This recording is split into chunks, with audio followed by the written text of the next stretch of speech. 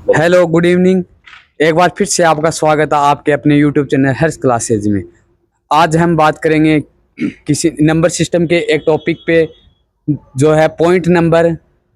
यदि हमें कोई पॉइंट नंबर गिवन है तो उसको कैसे पता करेंगे कि वो रेशनल है या इरेशनल है। आज हमारे साथ है हमारे साथी हर्ष जी, जो थैंक यू। मैथमेटिक्स से जुड़े हुए हैं। तो आज हमें वो बताएंगे बच्चों को कि पॉइंट नंबर दिया हुआ है तो वो कैसे रेशनल होता है या इरेशनल होता है।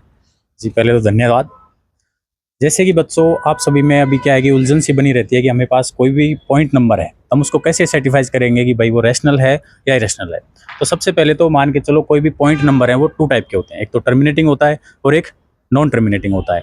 टर्मिनेटिंग का मतलब होता है कि कोई भी पॉइंट नंबर है वो कहीं ना कहीं खत्म हो रहा है। जैसे मान के चलो 2.345 और इसके आगे कुछ भी नहीं है, तो इसका मतलब ये टर्मिनेटिंग है। और जो टर्मिनेटिंग नंबर होते हैं वो हमेशा ही क्या होते हैं, आपके रैशनल होते हैं।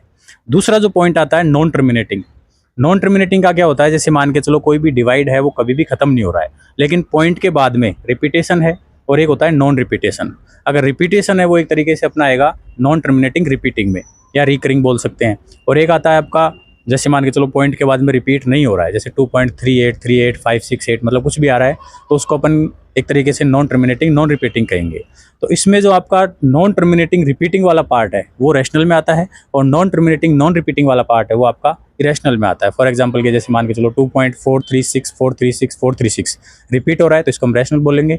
और जबकि 2.8568 9 10 कुछ भी आ रहा है, तो इसको हम एक तरीके से इरेशनल बोलेंगे। तो हम कह सकते हैं कि सभी रैशनल होते हैं, बस आपका जो पॉइंट में रिपीट नहीं हो पॉइंट के बाद में और इन्फिनिटी तक चले, वो आपका इरेशनल होता है। Thank you sir. बहुत बहुत धन्यवाद आपका। ऐसी वीडियो प्राप्त करने के लिए हमारे यूट्यूब चैनल को सब्सक्राइब करें, लाइक करें एंड शेयर करें। Thank you. Thank you.